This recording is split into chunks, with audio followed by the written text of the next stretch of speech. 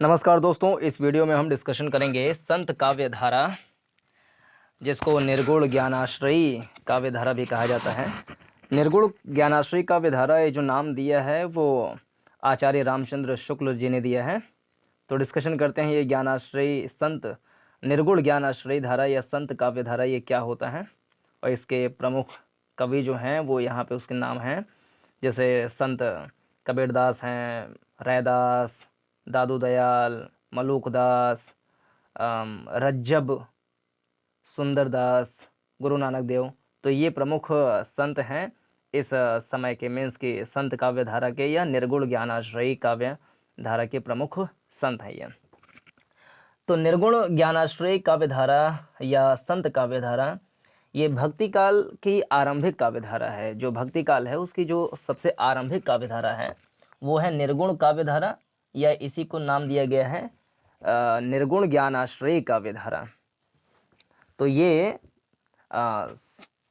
भक्ति काल की आरंभिक काव्य धारा है।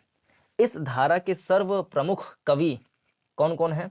तो कबीरदास हैं तथा रैदास, दादू दयाल, मलूकदास, रज्जब, सुंदरदास, गुरु नानक देव, ये हैं। मीन्स इसको नाम अगर गिन लें तो गुरु नानक देव 1, सुंदरदास 2, रज्जब 3, मलूकदास 4, दादू दयाल 5, रैदास 6, कबीरदास 7। तो इस 7 प्रमुख संत हैं इसके। तो फिर से याद करें तो भक्ति काल की आरंभिक काव्य धारा को कहा जाता है संत काव्य धारा या निर्गुण ज्ञानाश्रयी काव्य धारा। इसमें 7 कवि हैं। पहले दास वाले याद कर लें तो कबीरदास, रैदास, मलूकदास, सुंदरदास। कबीरदास, रैदास, मलूकदास, सुंदरदास। तो कबीरदास, तो कबीर लास्ट में रा है, तो रैदास का शुरुआत में रा है, तो कबीर फिर रैदास। रैदास में अंत में सा है, तो सुंदरदास का शुरुआत में सा है। तो कबीर रा से खत्म, रैदास सा से खत्म, सुंदरदास। तो सुंदरदास एक हो गए, तो एक और दास वाले हैं मलूकदास। फिर एक है दादू दयाल, फिर रज्जब, गुरु नानक। तो ये नाम ध्यान रहे। कबीरदास, फिर कबीर तो रा से खत्म, तो रैदास, सा से खत्म सुंदरदास, मलूकदास, रा से एक और है रज्जब, फिर गुरु नानक देव हैं, और फिर एक है सुंदरदास, दादू दयाल। तो ये 7 संत हैं। 7 संत के नाम याद हो गए होंगे। पहला कबीरदास, रैदास, सुंदरदास, मलूकदास, रज्जब, गुरु नानक देव और दादू दयाल। ये 7 संत हैं। तो संत काव्य धारा या निर्गुण ज्ञानाश्रयी काव्य धारा ये भक्ति काल की आरंभिक काव्य धारा है, पहला फैक्ट। दूसरा, इसमें 7 प्रमुख संत हैं। नाम याद रहे, कबीरदास, रैदास, दादू दयाल, मलूकदास, रज्जब, सुंदरदास, गुरु नानक, ये सारे हैं प्रमुख इसके संत। तो 2 फैक्ट याद हो गए। इस काव्य धारा की प्रमुख ख्याति सामाजिक विषमताओं के प्रति जोरदार विद्रोह करने वाली काव्य धारा के रूप में है। तो इस काव्य धारा की प्रमुख ख्याति क्या है? तो प्रमुख ख्याति है सामाजिक विषमताओं के प्रति जोरदार विद्रोह। इसमें क्या सामाजिक विषमताओं के प्रति जोरदार विद्रोह है। इस काव्य धारा के कवियों का साहित्य भी इसी क्रांतिकारी मानसिकता का परिचायक है। अब देखते हैं कि भावगत विशेषताएं क्या हैं। मीन्स की निर्गुण ज्ञानाश्रयी काव्य धारा या संत काव्य धारा जो कि आरंभिक काव्य धारा है, जिसके 7 प्रमुख संत हैं कबीरदास, रैदास, सुंदरदास, मलूकदास, रज्जब, दादू दयाल, गुरु नानक देव, जो कि सामाजिक विषमताओं के प्रति जोरदार विद्रोह, ये प्रमुख इसकी जो की पॉइंट है वो है सामाजिक विषमताओं के प्रति जोरदार विद्रोह। तो इसकी भावगत विशेषताएं क्या हैं? भावगत विशेषताएं क्या हैं इसकी? तो भावगत विशेषताएं मीन्स कि संत काव्य धारा या निर्गुण ज्ञान आश्रयी काव्य धारा में मेन इमोशन क्या है, मेन उसका कैरेक्टरिस्टिक क्या है। तो पहला कैरेक्टरिस्टिक है, पहला गुण है अनिश्चित दार्शनिक आधार, यानी कि इसका दार्शनिक आधार क्या है, इसका दर्शन क्या है वो निश्चित नहीं, इसकी फिलॉसफी क्या है, तो वो दार्शनिक आधार जो है वो अनिश्चित है, ये इसकी पहली विशेषता है। तो इसका मीन्स क्या हुआ, तो संत कवि किसी निश्चित दार्शनिक मत के समर्थक नहीं हैं। ये कवि साधारणतः निरक्षर हैं। देखिए, संत कवि किसी निश्चित दार्शनिक मत के समर्थक नहीं हैं। ये कवि साधारणतः निरक्षर हैं। इन्होंने दर्शनों को पढ़ा नहीं है, पर ये बहुश्रुत हैं, यानी बहुत सारे लोगों को सुना है और बहुत से दर्शनों से प्रभावित हैं। इन पर शंकर के अद्वैतवाद के साथ साथ, तो शंकर के अद्वैतवाद के साथ साथ नाथों के हठ योग, सूफियों के तसव्वुफ और वैष्णवों के प्रपत्तिवाद का प्रभाव दिखाई पड़ता है। यही कारण है कि इनकी दार्शनिक मान्यताओं और साधना पद्धति में संश्लिष्टता दिखाई पड़ती है। तो फिर से पढ़ें, तो अनिश्चित भावगत विशेषताएं में निर्गुण ज्ञानाश्रयी काव्यधारा या संत काव्यधारा की भावगत विशेषताएं में पहला ये है कि अनिश्चित दार्शनिक आधार हैं। मीन्स इनका दर्शन क्या है, इनका फिलॉसफी क्या है, वो निश्चित नहीं है। इसके पीछे कारण है, संत कवि किसी निश्चित दार्शनिक मत के समर्थक नहीं हैं। ये कवि साधारणतः निरक्षर हैं। इन्होंने दर्शनों को पढ़ा नहीं है, पर ये बहुश्रुत हैं, यानी कई सारे फिलोसफर को सुना है, देखा है, उनके बीच में बैठा है और बहुत से दर्शनों से प्रभावित हैं। इन पर शंकर के अद्वैतवाद, तो पहला शंकर के अद्वैतवाद के साथ साथ में नाथों के हठ योग, सूफियों के तसव्वुफ और वैष्णवों के प्रपत्तिवाद, तो चार चीज़ों का प्रभाव इनके ऊपर दिखाई पड़ता है। पहला शंकर के अद्वैतवाद, नाथों के हठ योग, सूफियों के तसव्वुफ और वैष्णवों के प्रपत्तिवाद का प्रभाव दिखाई पड़ता है। तो शंकर के अद्वैतवाद, पहला नाथों के हठ योग, सूफियों के तसव्वुफ और वैष्णवों के प्रपत्तिवाद। तो शंकर अद्वैतवाद, नाथ हठ योग, सूफी के तसव्वुफ, वैष्णवों के प्रपत्तिवाद, इनके प्रभाव हैं। तो शंकर के अद्वैतवाद, नाथों के हठ योग, सूफियों के तसव्वुफ, वैष्णवों के प्रपत्तिवाद, ये पांच दार्शनिकों या दार्शनिक आधारों के प्रभाव इनके ऊपर दिखाई पड़ते हैं। यही कारण है कि इनकी दार्शनिक मान्यताओं और साधना पद्धति में संश्लिष्टता दिखाई पड़ती है। अब इसके कुछ उदाहरण अगर देखें, तो अद्वैतवाद के ब्रह्म जीव एकत्व का प्रभाव, यानी कि इसे प्रभावित एक दोहा है, लाली मेरे लाल की जित देखूं तित लाल, लाली देखन मैं चली मैं भी हो गई लाल। लाली मेरे लाल की, लाल माने एक तो लाल होता है रंग, एक लाल होता है कि छोटे से बच्चे को कहते हैं मेरा लाल है।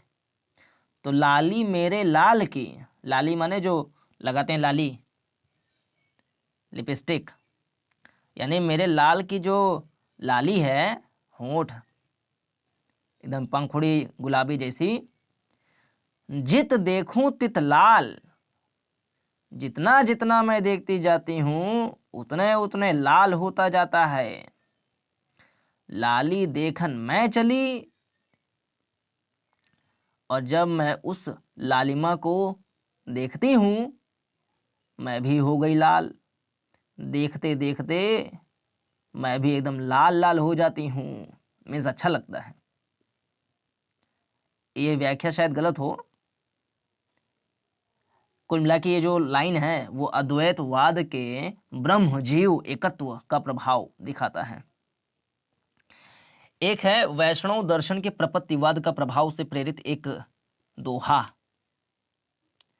जिसका नाम है, जिसका मतलब दोहा की पंक्तियां हैं, मेरा मुझ में कुछ नहीं, जो कुछ है सो तोर, तेरा तुझको सौंपते क्या लागत है मोर। ये पंक्ति कबीरदास की है। मेरा मुझ में कुछ नहीं, मेरा मुझ में कुछ नहीं, जो कुछ है सो तोर, और तेरा तुझको सौंपते क्या लागत है मोर। तो बड़ा बढ़िया बढ़िया है। ये दोनों पंक्ति जो हैं हम कोट कर सकते हैं। दार्शनिक आधार अनिश्चित, यानी अनिश्चित दार्शनिक आधार है भावगत विशेषताएं में, तो उसमें हम इन दोनों को ऐड कर सकते हैं एग्जाम्पल के रूप में कि लाली मेरे लाल की जित देखूं मैं लाल, लाली देखन मैं चली मैं भी हो गई लाल। लाली मेरे लाल की जित देखूं तित लाल, लाली देखन मैं चली मैं भी हो गई लाल। और दूसरा, मेरा मुझ में कुछ नहीं, जो कुछ है सो तोर, तेरा तुझको सौंपते क्या लागत है मोर। ये पंक्ति हैं ये साहब की कबीरदास टॉन, इनकी पंक्तियां हैं ये। अब भावगत विशेषताएं में अगला देखें तो निर्गुण ब्रह्म के प्रति आस्था, यानी जो संत काव्य धारा या निर्गुण ज्ञानाश्रयी काव्य धारा के जो संत हैं, इनकी जो अगली भावगत विशेषता है यानी इमोटिव कैरेक्टरिस्टिक, वो है निर्गुण ब्रह्म के प्रति आस्था। निर्गुण ब्रह्म के प्रति आस्था है, निर्गुण ब्रह्म के प्रति आस्था। तो पहला दार्शनिक आधार अनिश्चित है, यानी कि निरक्षर हैं, ये बहुश्रुत हैं, कई सारे लोगों को सुना है। जैसे कि उसमें से जो इनके ऊपर प्रभाव पड़ा है वो है शंकर का अद्वैतवाद, सिद्धों का हठ योग, या नाथों का हठ योग कह लें। सिद्धों का है कि नाथों का है? नाथों का हठ योग है, हाँ जी हाँ, नाथों का हठ योग है। सूफियों का तसव्वुफ है और वैष्णवों का प्रपत्तिवाद है। तो इन चारों दार्शनिकों का या दार्शनिक आधारों का प्रभाव इनके ऊपर देखा जा सकता है और साधना पद्धति और दार्शनिक मान्यता में संश्लिष्टता पाई जाती है। एग्जाम्पल में हम बता सकते हैं कि लाली देखन मैं ने लाली मेरे लाल की जिन देखूं तित लाल, लाली देखन मैं चली मैं भी हो गई लाल। तो लाली वाला एक लाली देखन मैं चली, नहीं, लाली मेरे लाल की जित देखूं तित लाल, लाली कैसे है, लाली देखन मैं चली मैं भी हो गई लाल। फिर एक है कि मेरा मुझ में कुछ नहीं, जो कुछ है सो तोर, तेरा तुझको सौंपते क्या लागत है मोर। कबीरदास की लाइन है ये।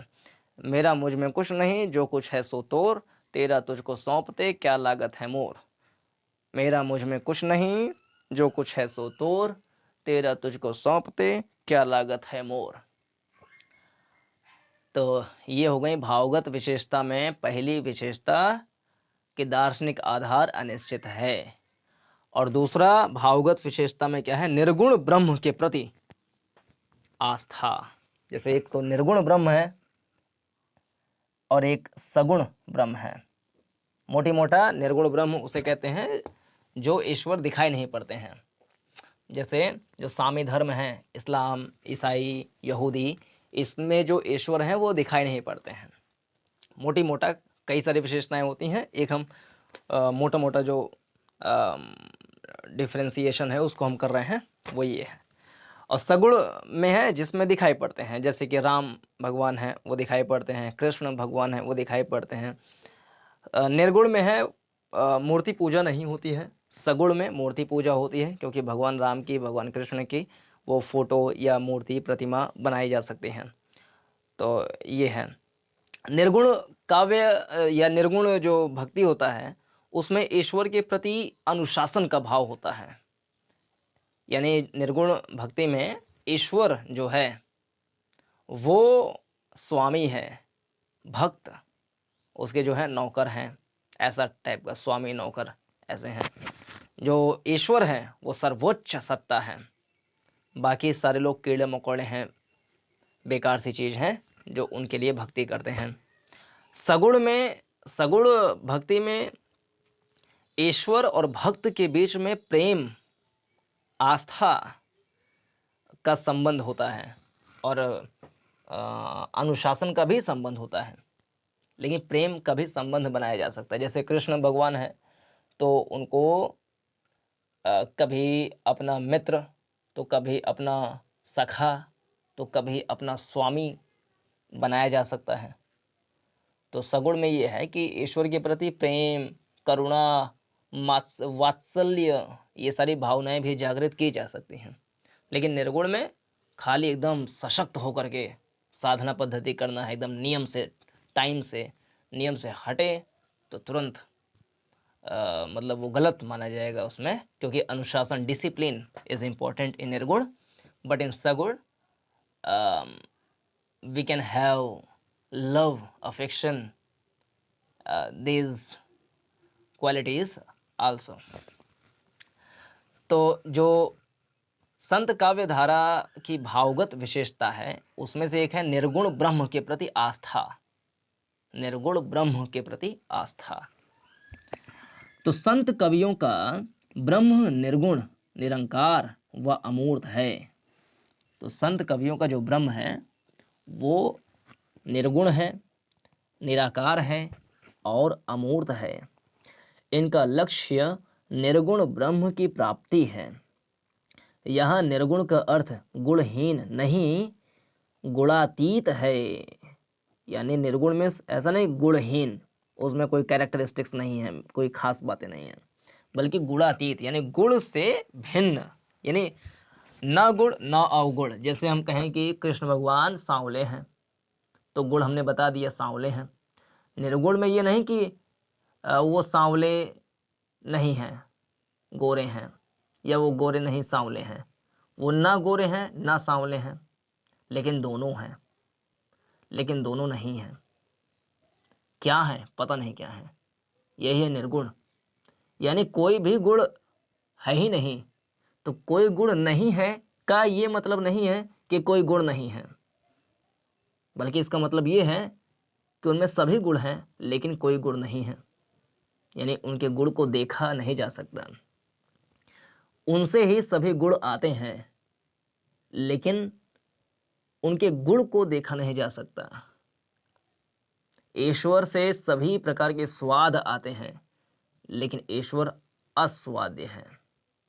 ईश्वर से सभी रंग आते हैं लेकिन ईश्वर रंगहीन है। या ये कहें ईश्वर सभी रंगों का समावेशन है, संश्लेषण है। ईश्वर से सभी आए हैं और ईश्वर में ही सभी जाएंगे। ईश्वर और भक्त दो अलग अलग चीजें हैं। तो ये सारी बातें हैं। निर्गुण मीन्स ये नहीं कि उसमें गुण नहीं है, मीन्स वो सांवला नहीं है गोरा है, या गोरा नहीं है सांवला है। निर्गुण का मीन्स कि उसमें कोई रंग विशेष नहीं है बल्कि सभी रंग हैं। तो गुणहीन नहीं, गुणातीत हैं। ये कभी सगुण ईश्वर को नहीं मानते क्योंकि ये सामाजिक समानता की मांग करते हुए पहले की विषमता मूलक तथा आडंबर प्रधान धार्मिक परंपरा को बदलना चाहते हैं। कबीर के यहाँ कभी कभी निर्गुण ब्रह्म राम या हरि का नाम धारण कर लेते हैं और उनकी भक्ति भावना का आधार बन जाते हैं, किंतु सिद्धांततः वे निर्गुण के ही पक्षधर हैं।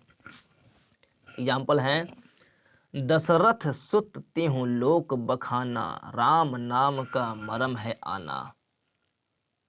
दशरथ सुत, सुत माने पुत्र, तो दशरथ के पुत्र तिहु लोक बखाना, तीनों लोक में बखाने जाते हैं।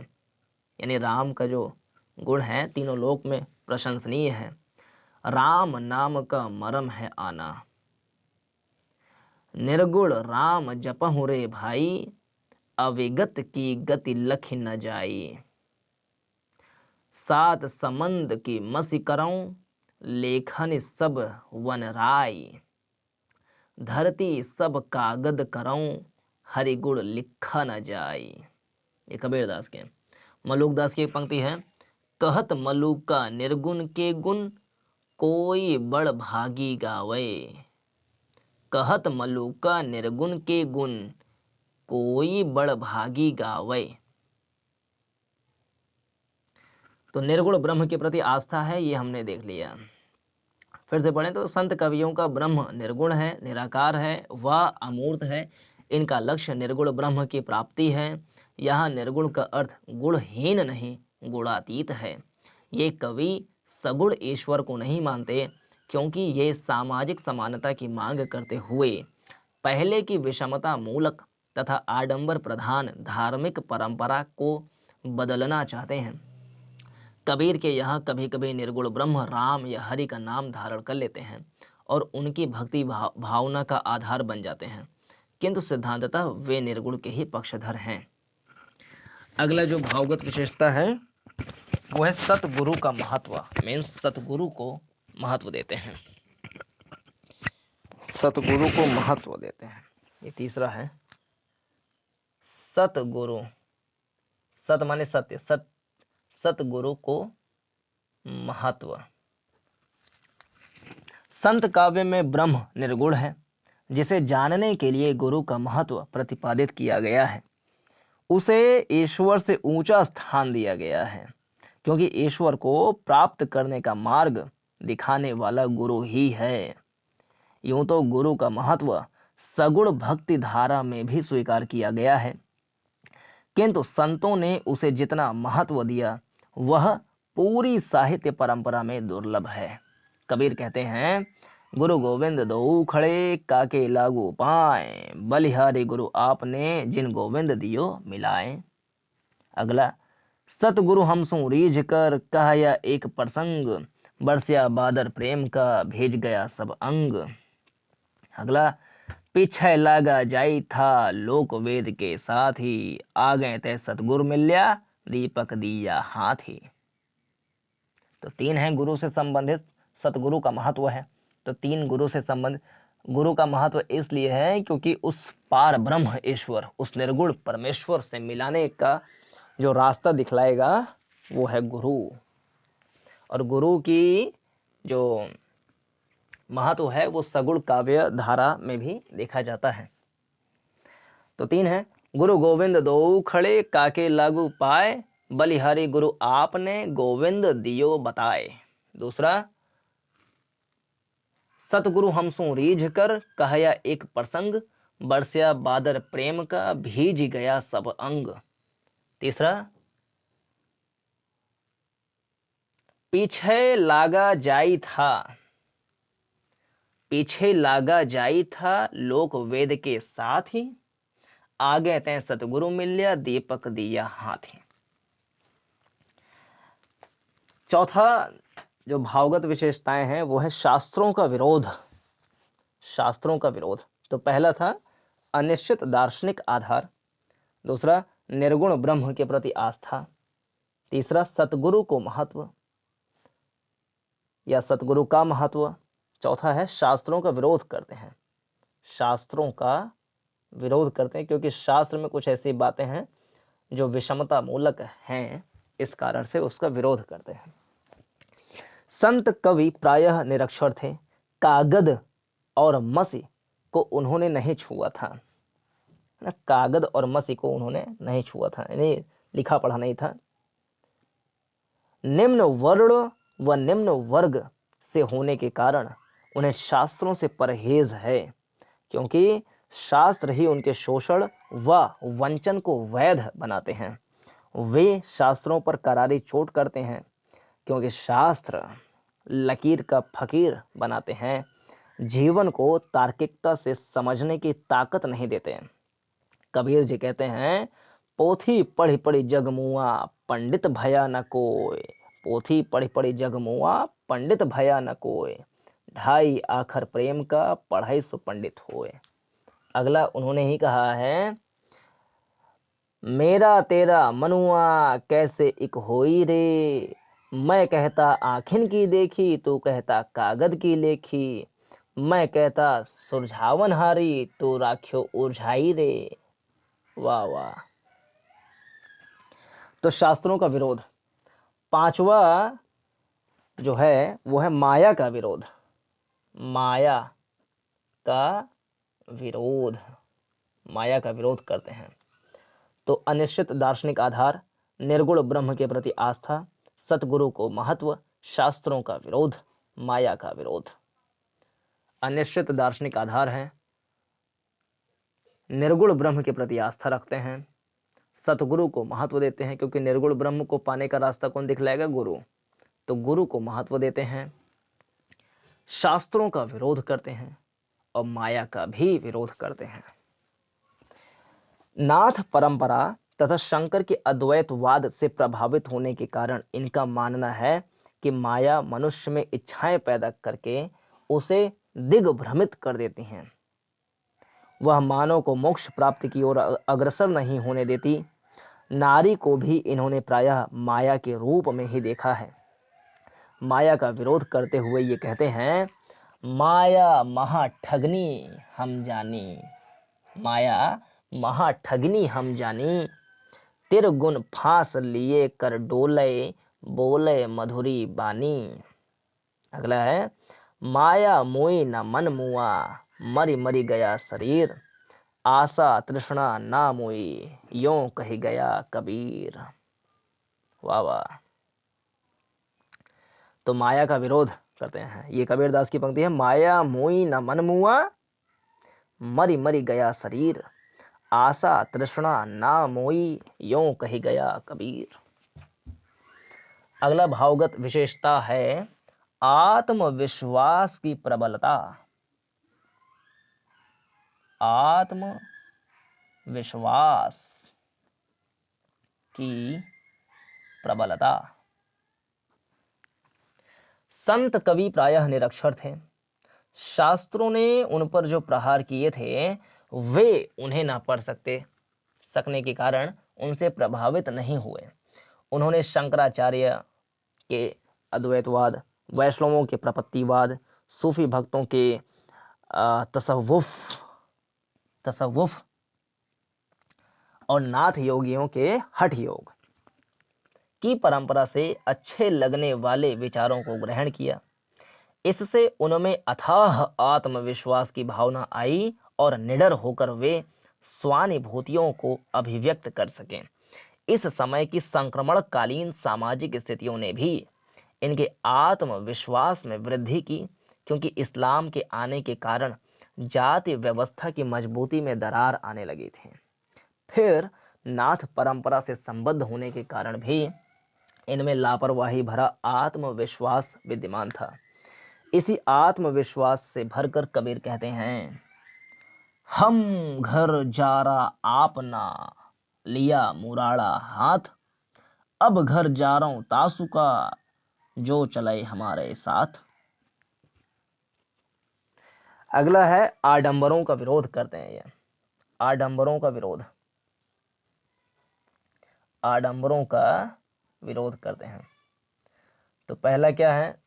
अनिश्चित दार्शनिक आधार, दूसरा निर्गुण ब्रह्म के प्रति आस्था, तीसरा सतगुरु को महत्व, शास्त्रों का विरोध, माया का विरोध, आत्मविश्वास की प्रबलता, आडंबरों का विरोध।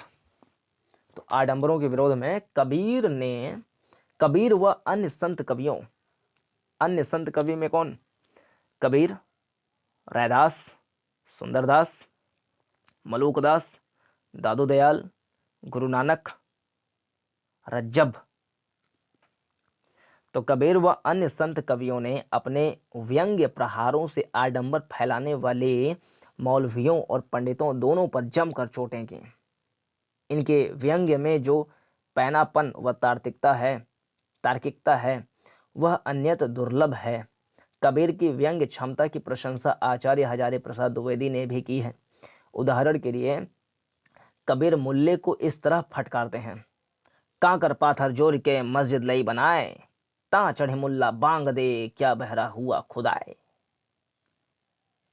कांकर पाथर जोड़ के मस्जिद लई बनाए, यानी कंकर पत्थर जोड़ जोड़ के मस्जिद बना लिया।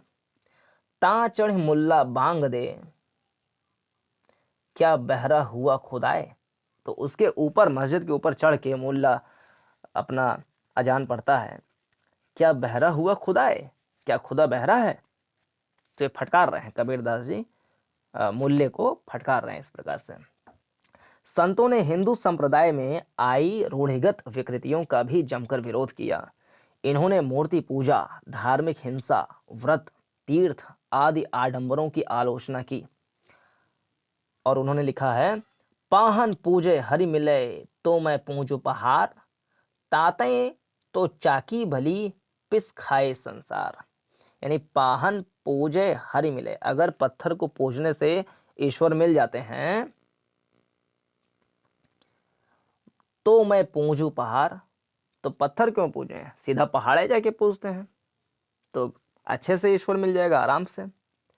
ताते तो चाकी भली, यानी तुम्हारे इस पत्थर से अच्छी तो चक्की भली है, जो पत्थर की बनी होती चक्की वही भली है। पिस खाए संसार, यानी उस चक्की से गेहूं पीस करके संसार रोटी खा लेता है, पेट भर जाता है।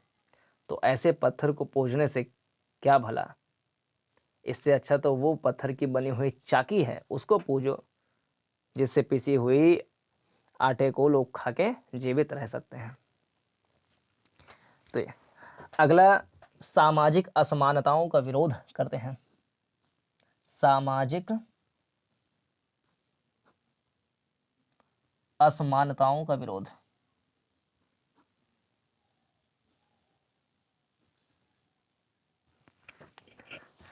प्रायः सभी संत कवियों ने सामाजिक भेदभाव के दंश को झेला था, इसलिए उन्होंने उन सामाजिक व्यवस्थाओं और मान्यताओं का प्रचंड विरोध किया जो वंचित वर्गों के शोषण को वैधता प्रदान करती हैं। उन्होंने वर्ण व्यवस्था को उसकी अमानवीयता के कारण अपनी कटु आलोचना का विषय बनाया। कबीरदास जी लिखते हैं, जो तू बाभन बभनी का जाया, बाभन माने ब्राह्मण, जो तू बाभन बभनी का जाया, आन बाट हुए क्यों नहीं आया। फिर कबीरदास जी कहते हैं, जाति पाति पूछे नहीं कोई, हरि को भजे सो हरि का होई। रैदास जी कहते हैं, जाति ओछा पाति ओछा, ओछा जन्म हमारा, राम राय की सेवा कीन्ही, कहे रविदास चमारा। वाह। संत कवियों की नारी दृष्टि विवादों के घेरे में रही है। कबीर सहित अधिकांश कवियों पर आक्षेप है कि उन्होंने नारी की समस्याओं पर बिल्कुल ध्यान नहीं दिया और उसे माया का रूप मानकर त्याज्य घोषित किया है। कबीर की एक विवादास्पद कविता इस प्रकार है, नारी की झाई पड़त अंधा होत भुजंग, कबीरा तिनकी कौन गति, जे नित नारी के संग। यानी नारी की झाई पड़त अंधा होत भुजंग, कि नारी की परछाई पड़ते ही सांप भी अंधा हो जाता है। कबीरा तिनकी कौन गति, तो भैया कबीरदास जी कहते हैं उनकी क्या गति होगी जो हमेशा नारी के पास ही पाए जाते हैं, उनकी क्या गति होगी। नारी की परछाई पड़ते सांप अंधा हो जाता है, तो उनकी क्या गति होती होगी जो हमेशा नारी के साथ ही पाए जाते हैं। कुछ समीक्षकों ने कबीर आदि कवियों को इस आरोप से बचाने का प्रयास किया है और तर्क दिया है कि ये कवि नारी के माया रूप के ही विरोधी थे, नारी मात्र के नहीं। इसका प्रमाण यह दिया जाता है कि कबीर ने पवित्रता नारी की प्रशंसा में कुछ कथन कहे हैं, जैसे पतिव्रता मैली भली, काली कुचित कुरूप, पतिव्रता के रूप वर, वारों कोटि स्वरूप। ये भी तो मजा नहीं आया। खैर, अगला सांप्रदायिकता का विरोध करते हैं। सांप्रदायिकता का विरोध, सांप्रदायिकता का विरोध करते हैं जो संत कवि काव्यधारा है या निर्गुण ज्ञानाश्रयी काव्यधारा के कवि हैं, वो सांप्रदायिकता का विरोध करते हैं। संत काव्यधारा का समय भारतीय समाज में हिंदुओं व मुसलमानों के आरंभिक सह अस्तित्व का काल था, जिसमें दोनों संप्रदायों के लोगों के मध्य अपरिचय, अविश्वास व विरोध का माहौल हावी था। अभी पारस्परिकता की भावना पैदा नहीं हो सकी थी। संत कवियों ने प्रगतिशीलता का परिचय देते हुए दोनों धर्मों के विद्वेषी मानसिकता से भरे लोगों को फटकारा है और सौहार्द की सीख दी है। अरे इन दोउन राह न पाई, हिंदुन की हिंदुआई देखी, तुर्कन की तुर्काई। अगला रहस्यवाद की जो अगली खास बात है, भावगत विशेषता, वो है रहस्यवाद। संत कवियों में से अनेक ऐसे हैं जो रहस्यवाद के रास्ते पर चलते हैं। कबीर जैसे कई कवियों की पृष्ठभूमि नाथ परंपरा से जुड़ी थी, इसलिए इन्हें हठ योग की साधनात्मक पद्धति विरासत में मिली। आचार्य शुक्ल ने हठ योग के रास्ते को साधनात्मक रहस्यवाद कहा है। कबीर की कई कविताएं इसके विभिन्न चरणों का संकेत करती हैं। उदाहरण के लिए वे खेचरी मुद्रा के संबंध में कहते हैं, अवधू गंगन मंडल घर कीजय, अमृत झरे सदा सुख उपजय, वंक नाल रस पीजय। संत कवि सिंगा की निम्नलिखित पंक्ति में भी साधनात्मक रहस्यवाद का संकेत दिखता है। घर में गंगा घर में जमुना, नहीं द्वारिका काशी, घर बस तो बाहर क्यों ढूंढे, बन बन फिरा उदासी। इन कवियों पर आगे चलकर सूफियों के भावनात्मक रहस्यवाद का प्रभाव भी पड़ा। विशेष रूप से कबीर के काव्य में यह चरम सौंदर्य के साथ दिखाई पड़ता है। उदाहरण के लिए तलफे बिन बालम मोर जिया है, तलफे बिन बालम मोर जिया, दिन नहीं चैन रात नहीं निंदिया, तलफ तलफ के भोर किया। आह, तलफे बिन बालम मोर जिया, दिन नहीं चैन रात नहीं निंदिया, तलफ तलफ के भोर किया।